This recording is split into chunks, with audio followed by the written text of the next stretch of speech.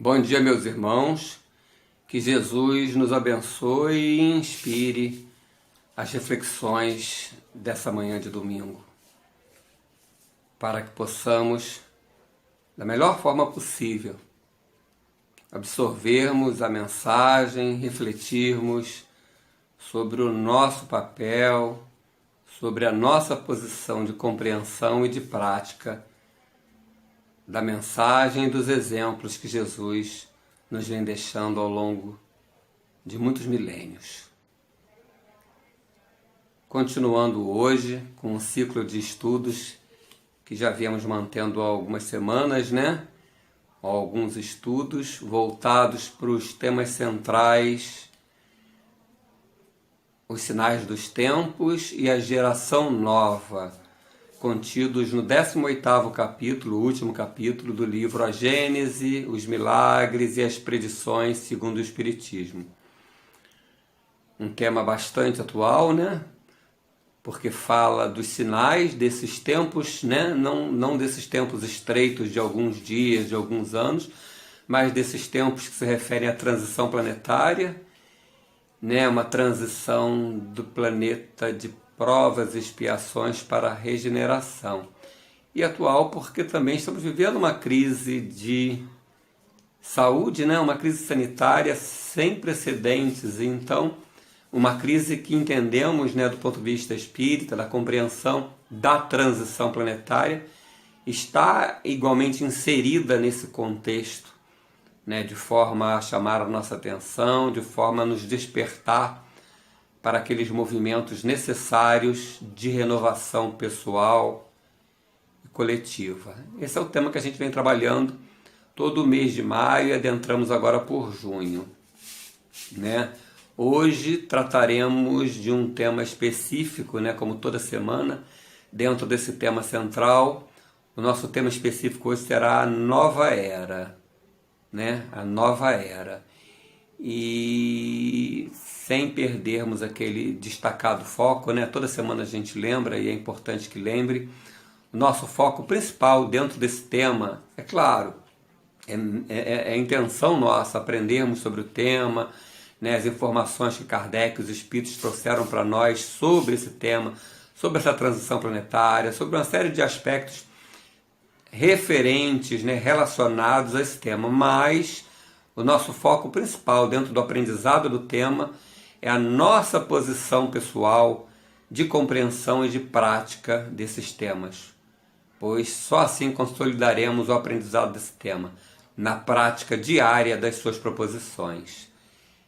Destacamos 4 questões que nos nortearão esse foco da nossa posição pessoal. São questões que cada qual precisa fazer para si mesmo. Vejamos quais são. Eu já tenho me comportado como um cidadão da nova era, ou seja, um homem de bem, não dentro dessa conceituação tão comprometida atualmente do homem de bem, Caracterizaria aquele homem branco, destacado de uma sociedade patriarcal, de uma sociedade elitista branca. Não. Essas foram deturpações, mas aqui o homem de bem é o homem que trabalha diariamente para romper com seu próprio egoísmo e desenvolver a sua solidariedade e fraternidade. Então, eu já tenho me comportado como um cidadão dessa nova era, esse homem de bem? Segunda pergunta.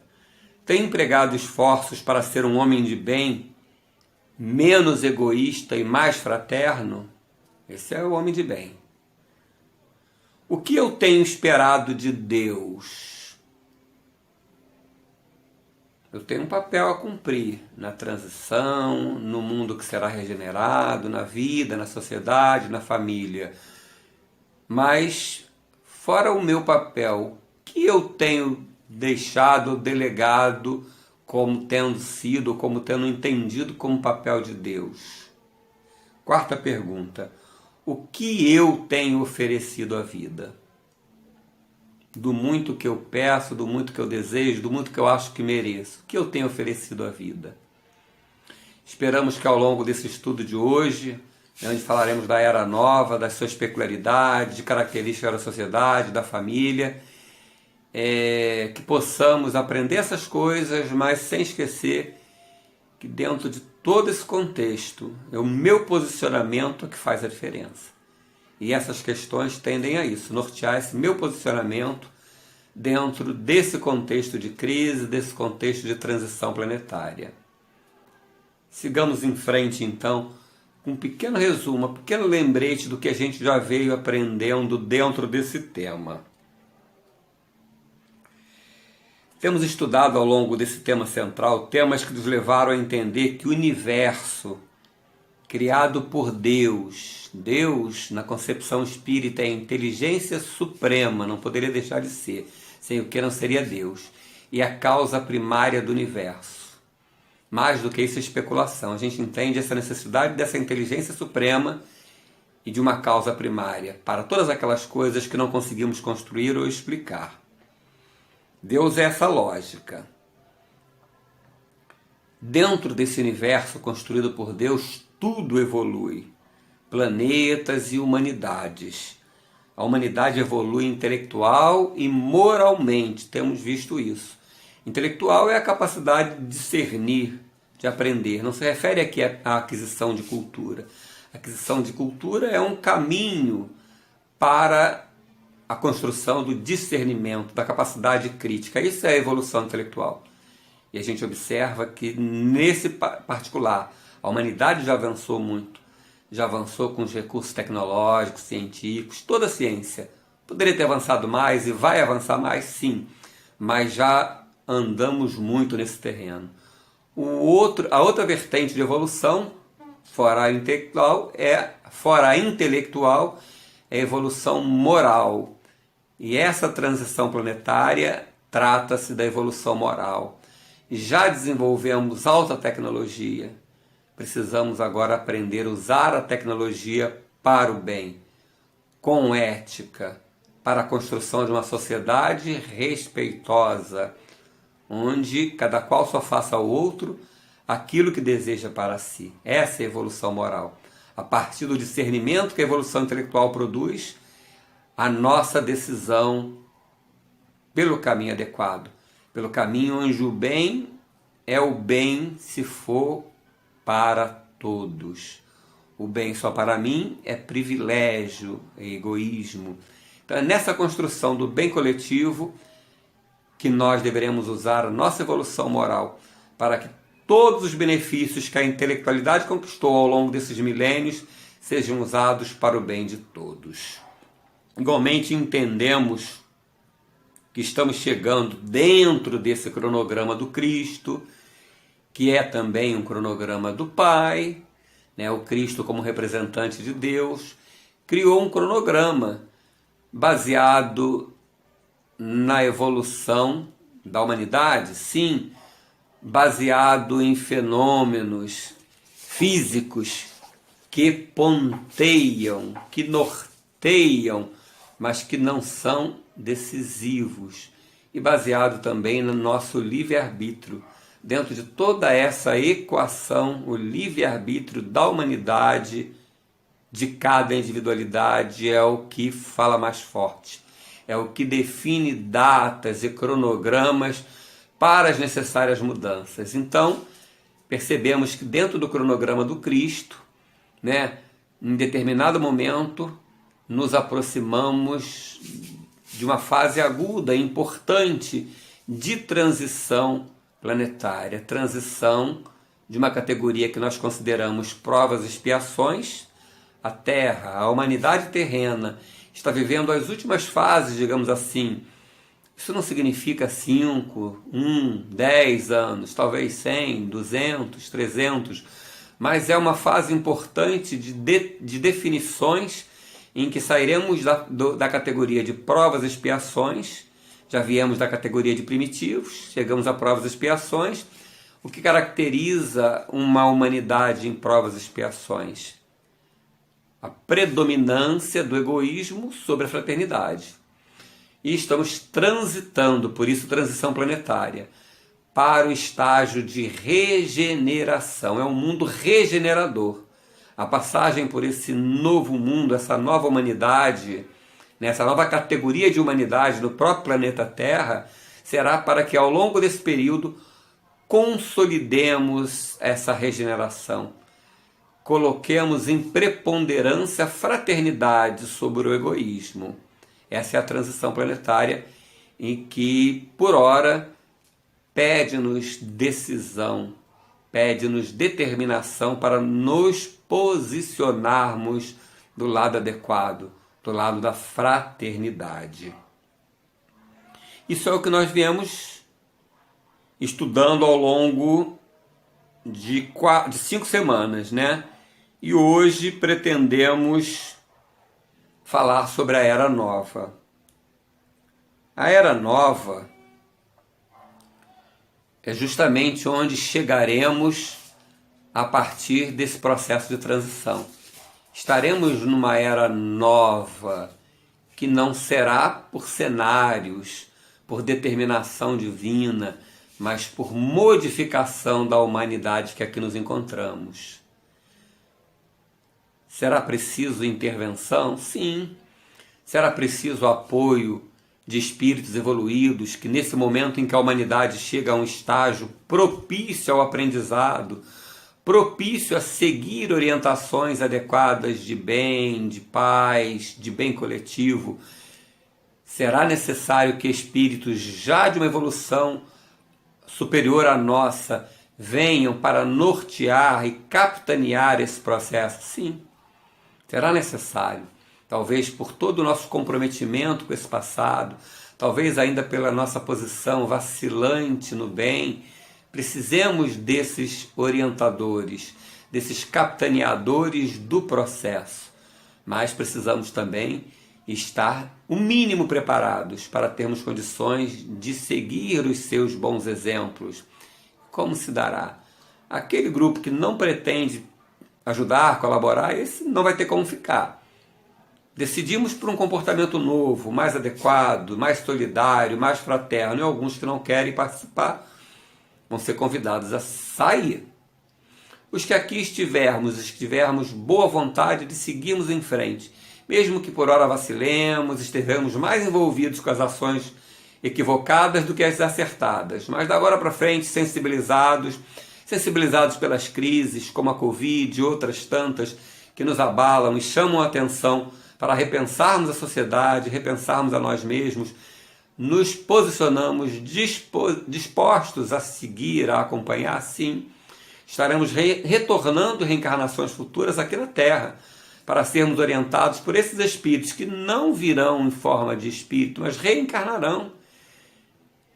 E justamente por trazerem essa evolução superior à nossa, apresentarão esses procedimentos no dia a dia, nas creches, nas escolas, nas várias famílias, nas comunidades, em famílias mais aristocráticas, nascerão em várias áreas da sociedade, para que crescendo ali possam fornecer o bom exemplo da fraternidade, da solidariedade, da tolerância, de todos os setores, da convivência com a diferença de forma harmoniosa, da quebra dos preconceitos.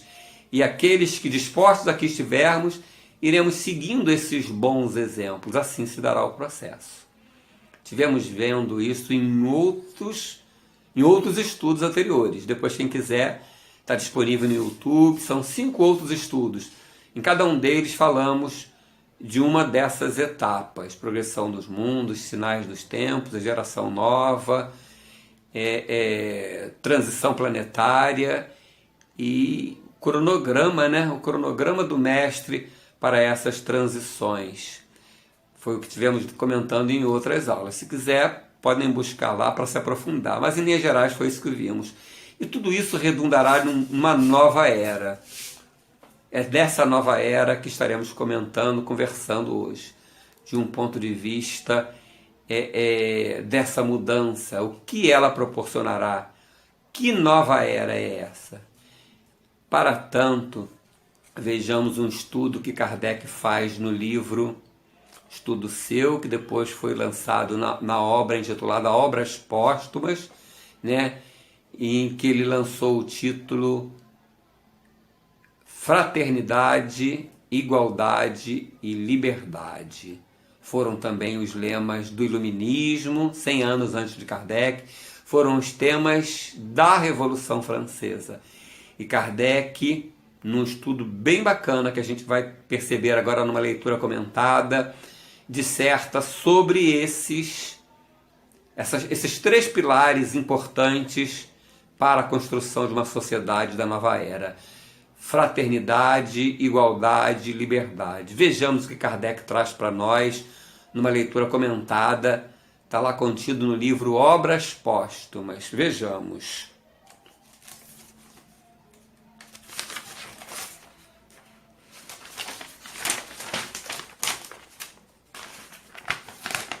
Kardec começa assim: liberdade, igualdade, fraternidade. Estas três palavras representam por si sós o programa de toda uma ordem social que realizaria o mais absoluto progresso da humanidade, se o princípio que elas traduzem pudesse receber integral aplicação. Kardec diz para nós que liberdade, igualdade e fraternidade são pilares que representam por si só um programa de toda uma ordem social que realizaria o mais absoluto progresso da humanidade, ou seja, transformaria a sociedade de hoje numa sociedade da era nova, numa sociedade fraterna, livre e igualitária. Mas entende ele que isso precisaria, para que isso acontecesse, precisaria que o princípio que elas traduzissem, ou seja, o princípio por trás dessas palavras, dessas proposições, recebesse integral aplicação. Precisaríamos viver na sua totalidade a fraternidade, a igualdade entre os seres, as famílias, os grupos que vivem em sociedade e a liberdade para todos. Esses princípios precisariam estar sendo aplicados na sua totalidade para que a gente produzisse uma reforma social sem tamanho. Vejamos então como ele desenvolve esse assunto. Ele continua assim, olha: a fraternidade de fraterno, de fratos, de irmãos. Fraternidade é o princípio do qual nos tratamos como irmãos. Entendemos que somos e nos tratamos como tal, em toda a sua profundidade. É o que Kardec quis dizer na aplicação total daqueles princípios. Então a fraternidade, na rigorosa acepção do termo, resume, diz Kardec, todos os deveres dos homens uns para com os outros. Significa devotamento, abnegação, tolerância, benevolência, indulgência. É, por excelência, a caridade evangélica e a aplicação da máxima: proceder para com os outros, como gostaríamos que os outros procedessem para conosco. É o oposto do egoísmo. Então, fraternidade, que significa nos considerarmos, sentirmos uns aos outros e nos tratarmos como irmãos, significa devotamento para com as causas coletivas, para com o próximo, o necessitado. Significa também abnegação. Abrir mão muitas vezes do seu tempo, do seu lazer, do bem só para você, para cuidarmos do bem do outro e do bem para todos.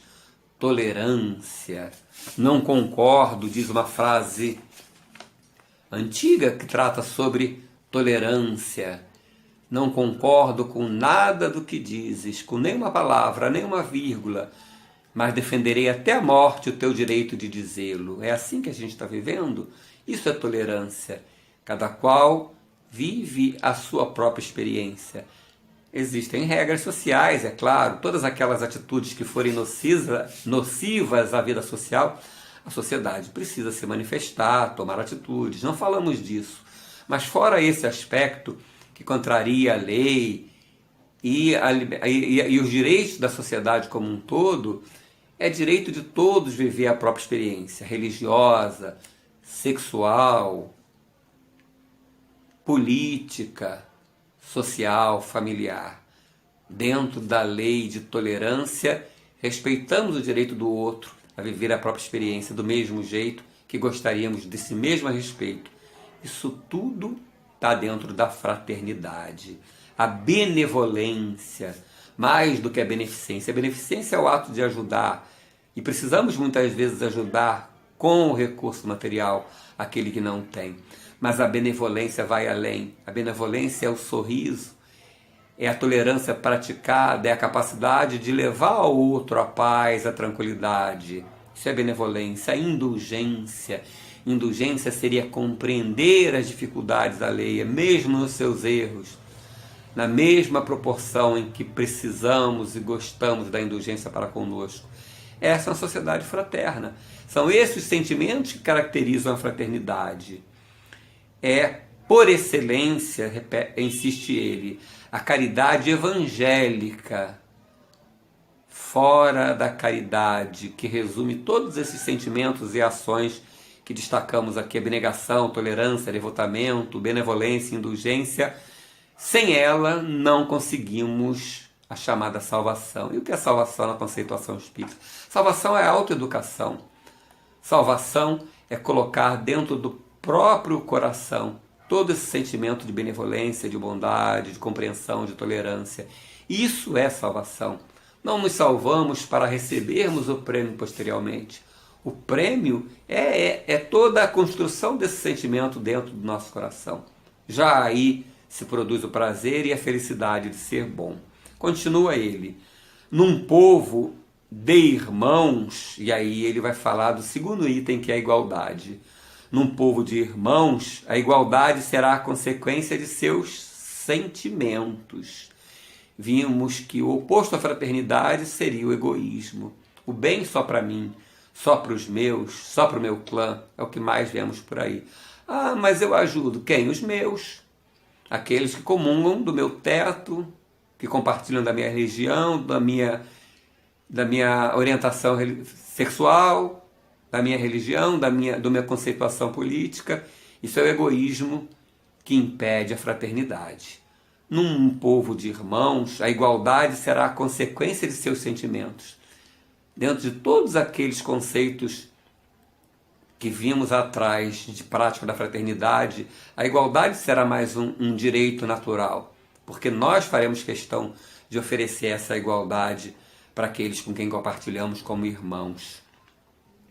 E se estabelecerá pela força mesma das coisas. Qual, porém, o inimigo da igualdade? Da fraternidade é o egoísmo, da igualdade é o orgulho, que leva o homem a toda parte a buscar a primazia e o domínio, que vive de privilégios e de exceções. O orgulho poderá suportar a igualdade social, mas não afundará não afundará jamais, e a aniquilará na primeira ocasião. A igualdade é um corolário, ou uma consequência desse sentimento e dessa vivência como irmãos. Desejaremos para todos aqueles que entendemos como irmãos a mesma igualdade, a igualdade como gostaríamos para nós. Até falamos de igualdade em sociedade, toleramos algumas regras sociais que nos impõem a igualdade, mas não a fundamos espontaneamente, ou seja, não a inauguramos de forma espontânea. E na primeira oportunidade quebramos essa igualdade, porque ainda o orgulho nos faz desejar o privilégio, aquele carro melhor, aquela casa melhor. Melhor do que? Melhor do que a que eu tinha antes? Não, melhor do que o meu vizinho, aquela minha posição, aquele meu status, aquela minha relação com aquelas pessoas de poder que o meu vizinho não tem. Todo esse sentimento de privilégio, de exceção, nos leva a quebrar a igualdade. Diz ele que nós podemos até tolerar algumas imposições de algumas instituições sociais para a manutenção da igualdade, mas nunca a inauguraremos.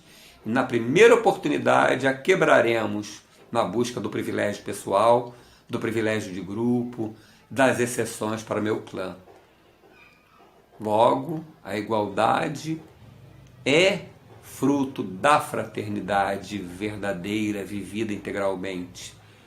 E a ela se opõe o orgulho, que deseja alguém ser mais do que o outro. Muitas vezes, quando dissemino a ideia de igualdade na sociedade, o faço desejando que os outros sejam iguais aos outros, mas que nós possamos estar destacados, aqueles outros todos que são iguais. É um sentimento contraditório. Já desejamos a igualdade, mas não abrimos mão dos nossos privilégios. E ele vai falar agora da liberdade como consequência da fraternidade e da igualdade. Ele diz assim, como já dissemos, a liberdade é filha da fraternidade e da igualdade. Mas como poderiam o egoísmo, que tudo que é para si, e o orgulho, que sempre quer dominar, dar a mão à liberdade que os destronaria? Como pode? O egoísmo e o orgulho são, pois, os inimigos da liberdade, como são da igualdade e da fraternidade. Nós percebemos que a sociedade, as instituições sociais, dentro dos grandes pensamentos, né, libertários, dos grandes pensamentos que trouxeram inovações, que trouxeram propostas civilizatórias cada vez mais profundas para a sociedade, colocam certas regras. Essas regras são colocadas nas constituições dos países, são colocadas nas organizações, né, na ONU, na Organização das Nações Unidas, com a intenção de estabelecer os direitos humanos. E elas são bonitas, elas propõem a igualdade, a liberdade, mas não são capazes para fundar a fraternidade, porque essa depende do desejo individual. Então Kardec destaca muito fortemente que é importante que as instituições apliquem essas regras, desses conceitos que nós já entendemos que são bacanas, mas enquanto não formos capazes de romper com o egoísmo que quer tudo para si e com o orgulho que defende os privilégios pessoais, não seremos capazes de implantar efetivamente essa tríade, né? Liberdade, fraternidade, igualdade e liberdade. É preciso fundarmos as bases para que efetivamente esse telhado venha como consequência daqueles sentimentos que a humanidade precisa aprender a praticar.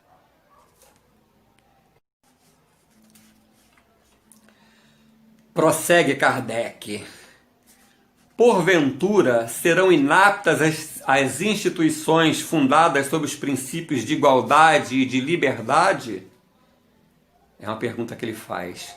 Porventura serão inaptas, despreparadas, né, incompetentes as instituições fundadas sobre os princípios de igualdade e de liberdade? Será? Responde ele. Semelhante opinião seria mais que errônea, seria absurda. Ninguém espera que uma criança complete seu crescimento para lhe ensinar a andar.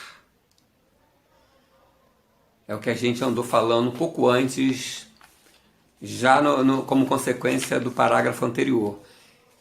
As instituições sociais, a política, a família, né, a sociedade em geral, os grupos de esporte, os grupos de lazer, todas essas instituições sociais podem e devem colocar como regras, como princípios da sua prática diária, da sua convivência dentro do seu meio, a igualdade e a liberdade.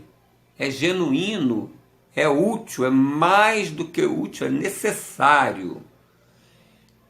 Embora ele reconheça que não terá a mesma força para completar para fazer acontecer a igualdade e a liberdade do que se fizermos isso a partir da construção da fraternidade. É o que ele diz para nós. Mas é necessário que as instituições apliquem e desenvolvam esses princípios, sim. E ele argumenta dizendo: ninguém espera que uma criança cresça para aprender a andar. O que quer dizer? Não vamos esperar que todos os seres humanos desenvolvam sentimentos de fraternidade no seu coração de forma genuína, de forma completa e total, para que começamos a ensaiar igualdade e liberdade. Então é útil, é necessário e também é, digamos assim, educativo que as instituições proponham e desenvolvam esses conceitos nas suas reflexões e nas suas aplicações. Que todas as instituições, seja ela política ou religiosa, dentro dela haja uma preocupação com a igualdade de todos aqueles que ali participam. Igualdade em todos os sentidos. E que igualmente a liberdade seja possível. Nós aprendemos com o contrato social de Rousseau da perda da liberdade individual em troco da proteção que o Estado seria capaz de nos dar numa convivência coletiva. É fato. Não temos a liberdade absoluta desde que vivamos em grupo. Porque a nossa liberdade absoluta esbarraria no direito do outro, no direito à liberdade do outro. Mas dentro de uma convivência saudável, temos a liberdade da nossa prática na medida em que ela não avance na direção da liberdade alheia. E assim também o outro com a sua liberdade, desde que não avance na nossa liberdade. Essa é o princípio da convivência. As instituições precisam fazer a manutenção desses princípios, refletir sobre eles, exemplificá-los, fazer com que se cumpram. É necessário, mesmo antes que o homem assuma por completo esse sentimento de forma individual, espontânea, total. Continuemos na exposição de Kardec. Ele diz assim: todos vós que sonhais com essa idade de ouro, né? Com a fraternidade, a liberdade e a igualdade sendo praticada por toda a sociedade. Então, todos vós que sonhais com essa idade de ouro para a humanidade, trabalhai, antes de tudo, na construção da base do edifício. Antes de pensardes no telhado, dai-lhe por fundação a fraternidade, na sua mais pura acepção. No entanto, para isso, não basta decretá-la e inscrevê-la numa bandeira. É preciso que ela esteja no coração. E não se muda o coração dos homens por meio de ordenações. Kardec é muito profundo, ele vai direto às questões que dizem respeito. Ele está falando aqui da vida social. É desejável uma sociedade onde os seus membros possam ter a liberdade dentro dos limites do respeito à liberdade alheia e que vivam de forma igualitária, com os direitos iguais, direitos à justiça, direitos ao pão, direitos ao hospital, à saúde, direitos à educação. Sim, isso é desejável.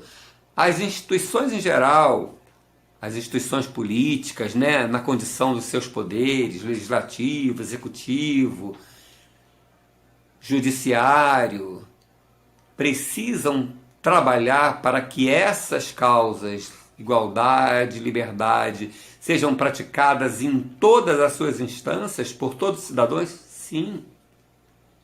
Isso precisa ser propanado, divulgado, valorizado, estimulado. É preciso, mas reconhece ele que enquanto essas instituições não se preocuparem em levar todo esse sentimento em forma de sensibilização para cada coração humano, as instituições por si sós não serão capazes de sustentar essas teses de forma completa e duradoura. Serão bases pouco sólidas. Será aquela construção sobre a areia, porque a base real desse edifício de igualdade e liberdade é a fraternidade. E igualmente não se impõe que sintamos que o próximo é um irmão nosso, filho do mesmo Deus, desejoso e com direito à mesma felicidade e às mesmas conquistas sociais. Só a fraternidade sentida poderá ser vivida e servirá como base sólida para a construção de uma sociedade onde os seus membros tenham a liberdade e vivam igualitariamente, econômica, social, familiar, política, religiosa e sexualmente. Todos os valores em que nós desejamos ser respeitados, precisamos oferecer isso para todos os membros da sociedade. Numa definição do que seria o bem, um mensageiro, um trabalhador da obra espírita, através do livro que chega até nós por André Luiz, ele traz para nós uma conceituação do bem. O que seria o bem? E o que seria o mal? O mal seriam o bem-estar, o conforto, a felicidade, recursos financeiros sem demasia, mas em quantidade para se viver bem, uma boa educação, salários dignos. Esse seria o mal, desde que tudo isso fosse para um só ou para poucos. E o que seria o bem? O bem seriam essas mesmas coisas: salário decente, dignidade na educação, saúde para todos, conforto necessário, uma condição econômica que me dê uma condição digna de vida para todos. A diferença entre o bem e o mal na conceituação espírita é unicamente que o mal é o bem para poucos, para privilegiados, é a exceção. E o bem é o bem para todos, sem privilégios, sem exceções. É isso que a gente precisa construir na sociedade. Isso é uma sociedade igualitária. Essa é uma sociedade que propana e vive o bem. A sociedade que todos desejamos, mas que pelo egoísmo ainda não permitimos que o bem seja para todos. Queremos só para nós, não abrimos mão, não tratamos o próximo como um irmão com os mesmos direitos. E em nome do orgulho, gostamos dos benefícios e dos privilégios, das exceções só para mim e para o meu clã. E igualmente por isso não instalamos a liberdade, a igualdade e a fraternidade na sociedade. Essa é a questão principal. É importante que as instituições propanam, divulguem, reflitam, mas precisamos implantar todo esse sentimento de fraternidade no coração de cada indivíduo, para que, como decorrência, a sociedade viva essas experiências, viva dessa forma.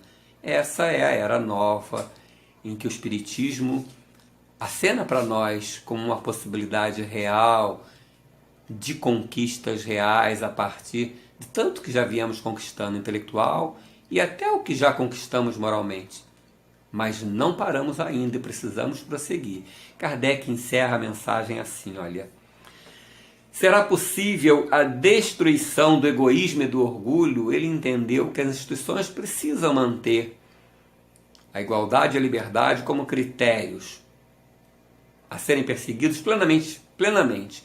Isso vai dar um pouco mais de justiça social, isso vai nos trazer um pouco mais de civilidade na convivência, isso vai servir de exemplo e de norteamento para cada cidadão transformar essa prática institucional numa prática individual. Sentir assim. Mas isso não será o suficiente para uma prática espontânea, coletiva, sólida, duradoura. Precisamos, para isso, implantar a fraternidade no coração humano, para que dele deixem o egoísmo e o orgulho e adentrem a solidariedade, a fraternidade, a tolerância, a abnegação, a devoção. Mas a questão que Kardec faz agora é a seguinte, tá? As instituições precisam praticar, é útil, é. Não é totalmente sólida se não está dentro de cada coração, não é. Essa solidez, essa estrutura precisa passar pela extração do egoísmo e do orgulho do coração de cada indivíduo, sim. A questão que Kardec faz agora é a seguinte, será possível a destruição do egoísmo e do orgulho?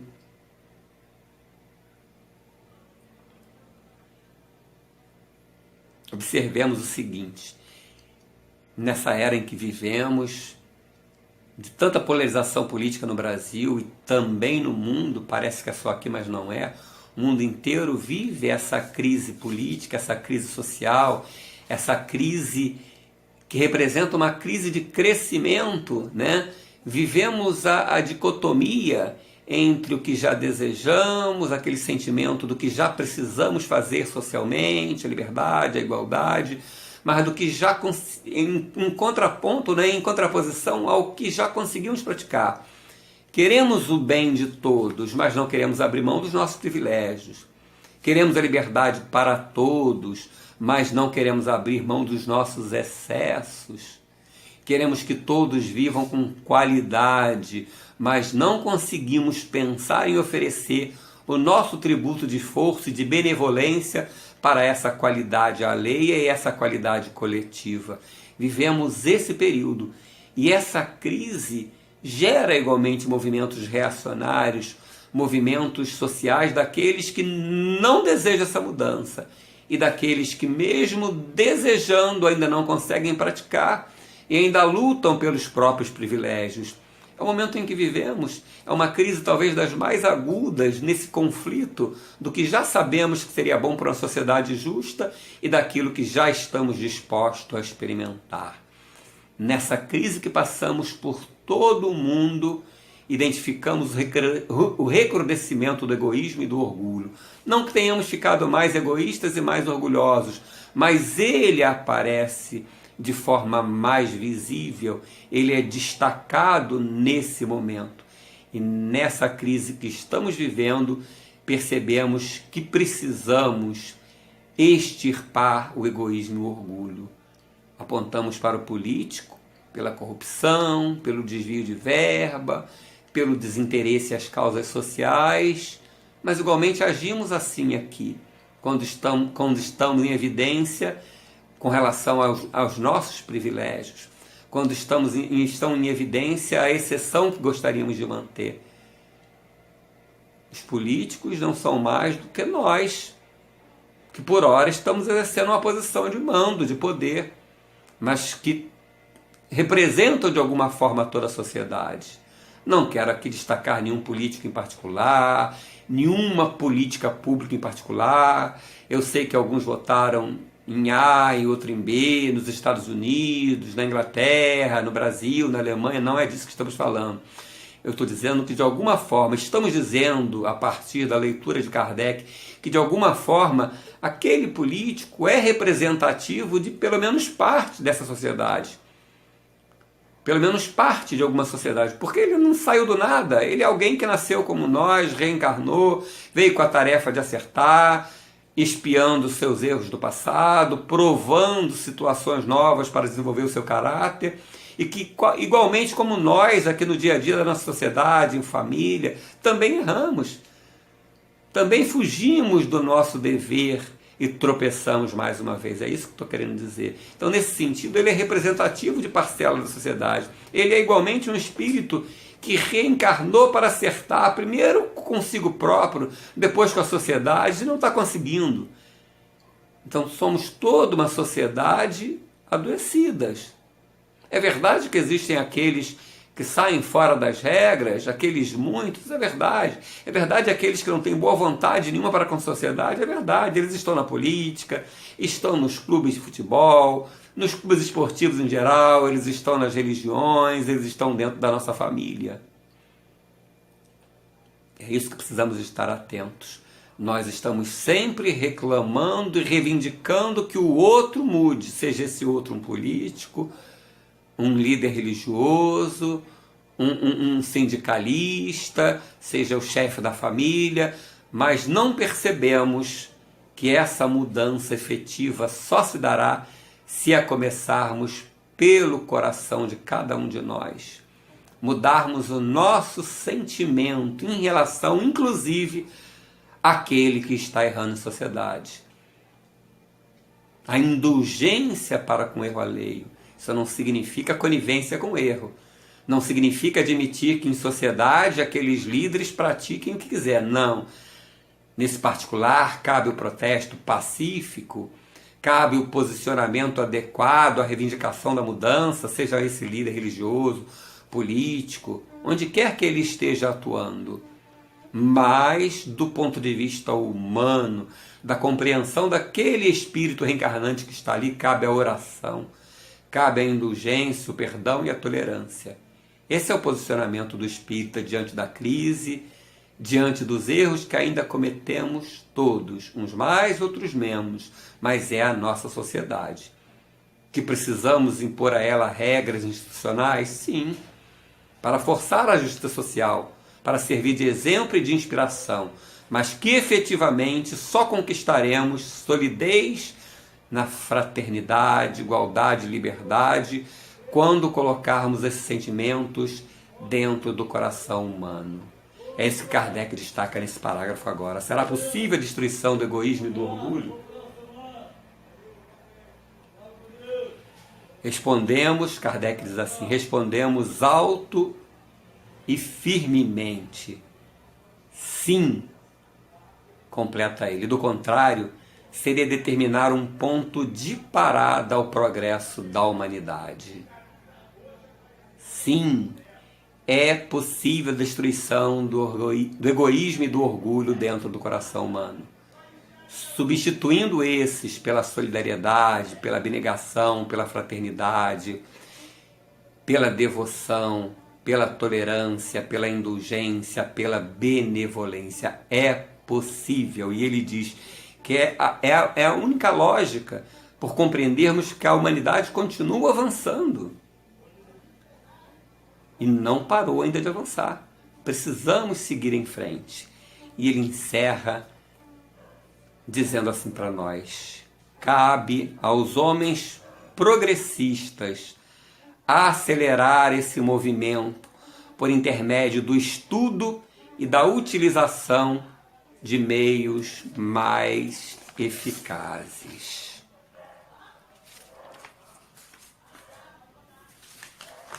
Ele diz: precisamos manter as instituições, regras, normas, procedimentos, reflexões igualitárias e de liberdade? Sim, mas igualmente essas instituições, da pessoa de seus líderes, de seus membros, precisamos aprender, desenvolver, refletir e aplicar métodos mais eficazes para sensibilizar e promover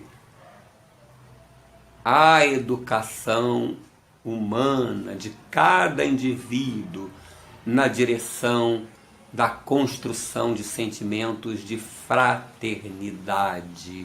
Não apenas a prática mecânica da fraternidade, mas sentirmos a fraternidade. Somos irmãos e precisamos entender assim e sentir assim. É o que ele diz. Então, aos homens progressistas, que já desejamos essa ordem de coisas, precisamos construir essa era nova, aprendendo meios, técnicas mais eficazes para extirpar o egoísmo e o orgulho de cada coração da civilização humana e igualmente implantarmos no lugar desses sentimentos solidariedade, fraternidade. Só assim a igualdade e a liberdade surgirão como corolários, como consequência desse sentimento e prática da fraternidade. É a sociedade que todos desejamos, mas que precisamos estar atentos nos caminhos mais adequados para fazê-la real, para fazê-la funcionar, para que ela seja a nova era desejada por todos nós. Podemos concluir a partir de toda essa informação. A era nova será consequência da evolução natural do planeta e da sua humanidade, sobretudo progresso moral. E esse processo, embora esteja no cronograma de Jesus, em nome do nosso Pai, em nome de Deus, ele tem como fator fundamental da sua equação o livre-arbítrio de cada indivíduo. Está no cronograma, está no planejamento de Jesus, é desejo de Deus que se dê todo o seu planejamento, toda a agenda de Jesus é feita na direção de que isso se aconteça. Mas, como fator preponderante dessa equação montada com Jesus para nos educar, nos orientar, trazer os exemplos, mandar mensageiros seus, trazendo exemplos, trazendo espíritos de ordem superior para reencarnar na Terra nesse momento e servirem de exemplos, de líderes, mas dentro dessa equação, um fator preponderante é o livre-arbítrio que Deus bota como regra fundamental para cada um de nós, para que sejamos responsáveis pela dor e pela alegria que nos aconteça. Sejamos responsáveis pela era nova que todos nós já desejamos. Depende de cada um de nós. Vamos então rever aquelas questões que colocamos aqui no início e que tendem a nortear, a manter o nosso foco da posição pessoal diante do que temos visto para a sociedade da nova era. As questões são, relembrando, primeira, eu já tenho me comportado como um cidadão da nova era? Agora, depois dessas reflexões de Kardec sobre fraternidade, igualdade e liberdade, dá para respondermos essas questões com mais segurança? Esse é o objetivo do estudo.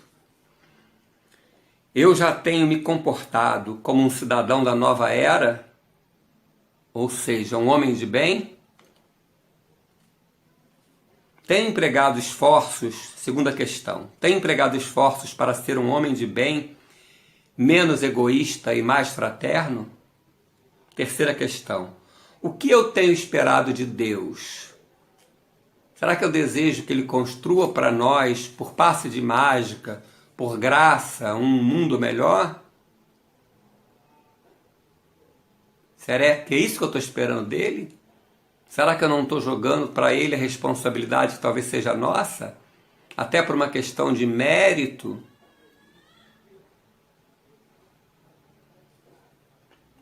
E a última questão, o que eu tenho oferecido à vida? Eu tenho querido muito, desejado paz, benefício, conforto, respeito. E o que eu tenho oferecido? Essas são as questões. Elas são de ordem pessoal, é para que cada qual responda para si. Essa é a preocupação primeira. Faça uma reflexão sobre o tema e responda essas questões para si mesmos. Mas quem puder, mande essas respostas para nós, ou até novas perguntas ou novas demandas sobre esse tema, sugerindo abordagens diferentes ou perguntando o que não entendeu. Esse é o objetivo, para que efetivamente a gente consiga, com esse ciclo de estudos, os nossos objetivos desejados. Precisamos da participação de todos, perguntando, afirmando, trazendo informações, trazendo questões, respondendo a essas proposições. Se vocês buscarem os outros 5 estudos, cada um deles tem 4 dessas questões. Respondam ela, mandem para nós, mandem no privado do WhatsApp meu, Marcos Foz. Tá? Sandro sempre coloca no WhatsApp do grupo a lembrança do meu WhatsApp para que possam mandar. Depois eu compartilho essas informações com o Sandro, a gente tem conversado sobre isso, construído o estudo a partir disso. Vamos participar. E assim vamos encerrando, né, as nossas reflexões de hoje, desejando a todos um bom domingo, um bom resto de domingo, que essas reflexões possam nos acompanhar pelo resto de domingo, né, ali fazendo almoço, almoçando, compartilhando com os familiares, que possamos até aproveitar o espaço desses familiares, desses que compartilham conosco, para trocar ideias a partir dessas reflexões, que não são nossas, são de Kardec. Nós estamos nos inserindo juntos, a CEAL, nessas reflexões de Kardec. São importantíssimas do ponto de vista dessa sociedade melhor da nova era, mas sobretudo da nossa posição como cidadão que deseja e precisa fazer por merecer participar da sociedade da nova era. Roguemos assim a Jesus essa inspiração, essa bênção e essa proteção para que possamos seguir em frente no encalço dos seus exemplos de amor e de perdão. Fica conosco, Senhor Jesus, hoje e sempre. Que assim seja.